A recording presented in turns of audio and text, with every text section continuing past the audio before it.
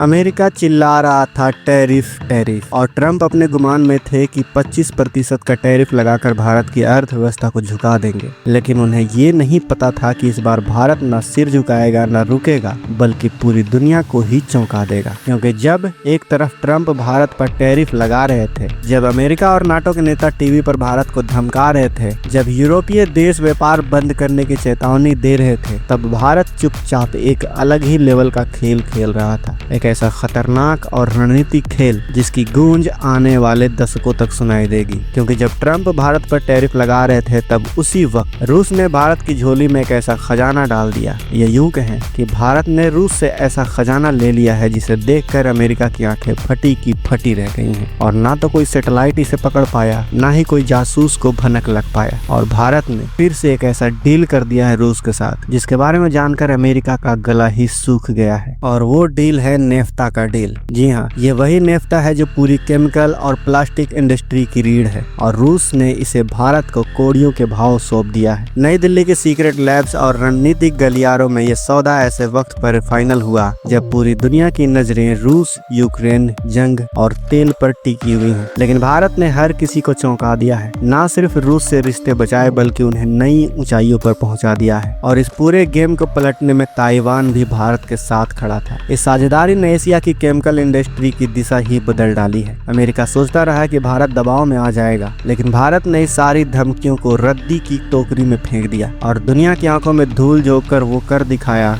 जिसकी किसी ने कल्पना भी नहीं की थी। ये डील सिर्फ व्यापार नहीं थी दोस्तों, ये भारत के आने वाले औद्योगिक और सैन्य भविष्य की नींव है। और अब वक्त आ गया है कि आपको इस ऐतिहासिक और धमाकेदार सौदे की पूरी कहानी सुनाए, जिसने अमेरिका के कान से धुआं निकाल रखा है। तो बने रहिए वीडियो पर, और अगर आप वीडियो देख ही रहे हैं तो इस वीडियो को लाइक करके चैनल को सब्सक्राइब कर लें, क्योंकि यह बस 1 सेकंड का काम है, लेकिन इससे हमें बहुत बड़ी मदद मिलती है। तो दोस्तों, हम बात कर रहे थे नेफ्ता की। दरअसल नेफ्ता वो जादुई कच्चा माल है जो पेट्रोकेमिकल इंडस्ट्री की रीढ़ है। इसी से बनते हैं ओलंफिस और एरोमेटिक्स जैसे कंपाउंड, जो आगे चलकर प्लास्टिक, सिंथेटिक फाइबर, रेजिन और हजारों तरह के केमिकल्स के निर्माण में इस्तेमाल होते हैं। लेकिन कहानी ये नहीं है दोस्तों, असली खेल तो डिफेंस, स्पेस और इलेक्ट्रॉनिक्स की दुनिया में है। आपके फाइटर जेट की बॉडी हो, मिसाइल के कंपोजिट मटेरियल हो, या ड्रोन के हल्के लेकिन मजबूत पार्ट्स, इसमें नेफ्ता से निकलने वाले डेरिवेटिव्स का अहम रोल होता है। फरवरी 2023 में जब यूरोपीय यूनियन ने रूस से आने वाले तेल उत्पादों पर पूरी तरह बैन लगा दिया, तो रूस के लिए यह एक बड़ा झटका था। दुनिया सोच रही थी कि रूस की अर्थव्यवस्था घुटने पर आ जाएगी, लेकिन भारत ने यहाँ एक मास्टर स्ट्रोक खेला। दरअसल जिस माल को यूरोप ने ठुकरा दिया था, भारत ने उसे दोनों हाथों से उठा लिया, वह भी कौड़ियों के भाव में। और यही वजह है कि आंकड़े जो आ रहे हैं वो दिमाग हिला देने वाले हैं। जून 2025 में भारत ने रूस से 2500 टन नेफ्ता खरीदा। और अगर साल 2025 के पहले 6 महीने की बात करें तो भारत ने 14 लाख टन से भी ज्यादा नेफ्ता रूस से मंगाया है। ये जहाज सीधे रूस के बंदरगाहों से भारत के पश्चिमी तट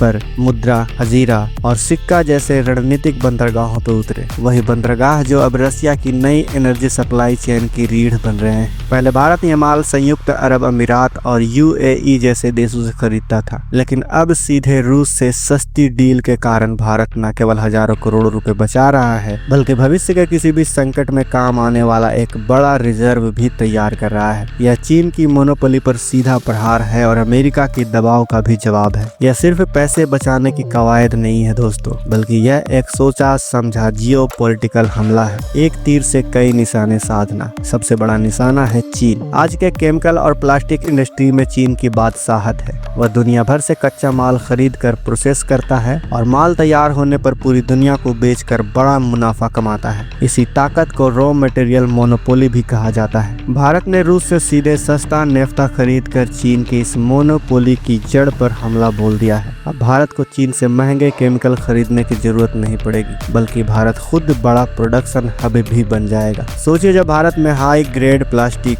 एडवांस फाइबर और स्पेशल केमिकल बनेंगे तो मेक इन इंडिया को कितनी ताकत मिलेगी। हमारे स्वदेशी मिसाइल प्रोग्राम, AI ड्रोन और इलेक्ट्रॉनिक वॉरफेयर सिस्टम जिन्हें हल्के और मजबूत कंपोजिट मटेरियल की जरूरत होती है, वो अब विदेशों पर निर्भर नहीं होगा बल्कि हमारे खुद देश में बनाया जाएगा। चीन शायद इसका अंदाजा भी नहीं लगा पा रहा है, लेकिन भारत रूस से यह कच्चा माल लेकर एडवांस कंपोजिट मटेरियल्स पर पहले ही काम शुरू कर चुका है। अमेरिका और पश्चिम देशों को यह भी पसंद नहीं आया है दोस्तों। जब ट्रंप प्रशासन ने भारत पर 25% का टैरिफ लगाया तो मकसद उनका साफ था कि भारत को रूस से दूर करना, लेकिन भारत न झुका न रुका। धमकियों के बीच भारत ने रूस से व्यापार और बढ़ा लिया। यह अमेरिका और पूरी दुनिया को सीधा संदेश है, भारत एक संप्रभु देश है और अपनी विदेश नीति और रणनीति की जरूरतें किसी के दबाव में नहीं तय करेगा। यह भारत का कूटनीतिक अवज्ञा मॉडल है जो पूरी दुनिया को दिखा रहा है कि अब वह जमाना खत्म हो गया है जब कोई भी देश भारत को अपनी उंगलियों पर नचा सकता है। आज भारत अपनी शर्तों पर दुनिया से डील करता है। फिलहाल ट्रंप ने टैरिफ को स्थगित कर 7 दिनों के लिए आगे बढ़ा दिया है, लेकिन यह लड़ाई अभी खत्म नहीं हुई है दोस्तों। इस पूरी कहानी में एक और रोमांचक मोड़ तब आया जब यमन के हुतियों ने लाल सागर के रास्ते को जहाज के लिए खतरनाक बता दिया। यह रास्ता यूरोप और एशिया के बीच सबसे छोटा समुद्री मार्ग है। हुतियों के हमले के डर से ज्यादातर जहाज अब लंबा और महंगा रास्ता यानी अफ्रीका के केप ऑफ गुड होप से होकर जाने लगे हैं। यह दुनिया के लिए संकट है, लेकिन भारत इसे अवसर में बदल रहा है। रूस से आने वाले नेफ्ता और तेल के जहाज अब इसी अफ्रीकी रास्ते से होकर सीधे भारत के बंदरगाहों पर पहुंच रहे हैं। भारत अनजाने में ही एक अल्टरनेट रूट हब के तौर पर उभर रहा है। यह एक नया और भरोसेमंद ट्रेड कॉरिडोर है जो भारत को इंडो पैसिफिक की लॉजिस्टिक चेन में एक केंद्रीय शक्ति बना रहा है। और सबसे बड़ी बात दोस्तों,